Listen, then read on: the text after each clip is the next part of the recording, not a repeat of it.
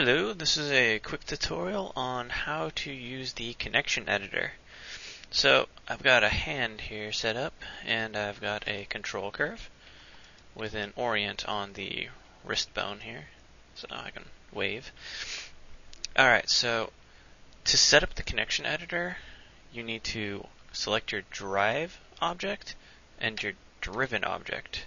So what I did there was I just left clicked on the NURB circle, then I shift left click on the bone. Now I'm going to go to the connection editor, which I just have here on my tool shelf, but you can find it underneath, I believe, just Windows, General, Component Editor, Connection Editor, right there. Alright, so since I had my selection correct, when I open up the connection editor, it'll load up both of my selections the way I want it to. So my driver is on this side, and my driven is on this side. So I don't have any custom attributes for this. I guess I could make it really fast.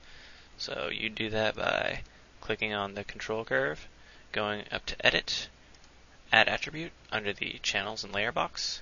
I'm just going to say my at. And float and keyable is good. Just going to click OK. And then with the control curve selected, I'm going to click reload left.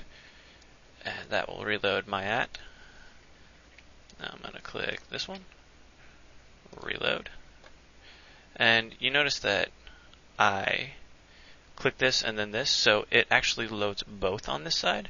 So at the top will be the NURB circle, and if you scroll down, you'll see joint 09, or joint 9.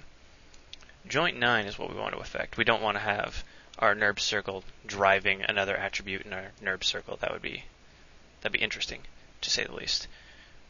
Alright, so there's the rotation. Which way do we want this to go? I want it to go on the Z. Alright, so I have my at, and I'm going to link it to rotate Z. So that means that when I scroll this back and forth, like increase or decrease its value, it will be a one-to-one link with the rotate Z of this bone. And you can see right here that it has made the link. So let's see if it actually did that.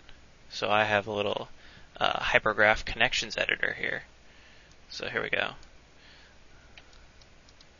Yep. I guess I'll explain that really quickly.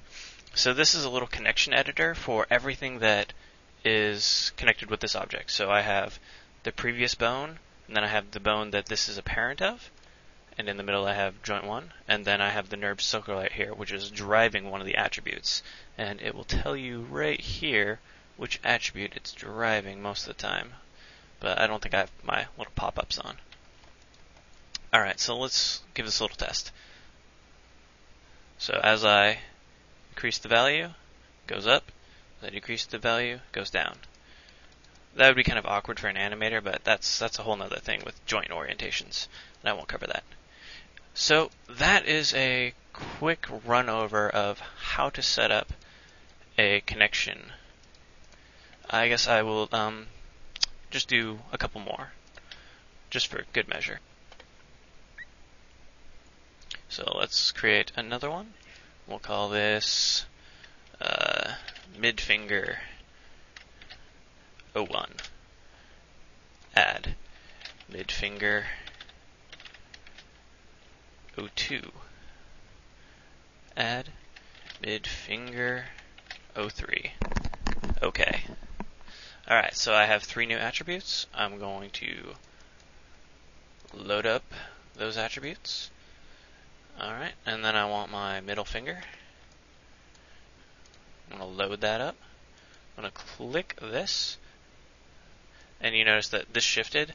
So what happened when I clicked this attribute is that I had the NURB circle and the joint loaded on this side, and when I clicked this, it just shifted away all the NURBS curve stuff, so just the joints attributes were here.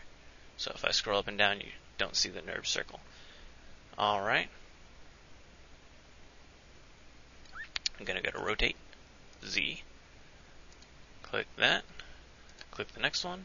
Reload right. Rotate Z. Click that. Click the next one. Reload. rotate Z, and close it. Now, let's try it. It's a little bit hard to see. There we go.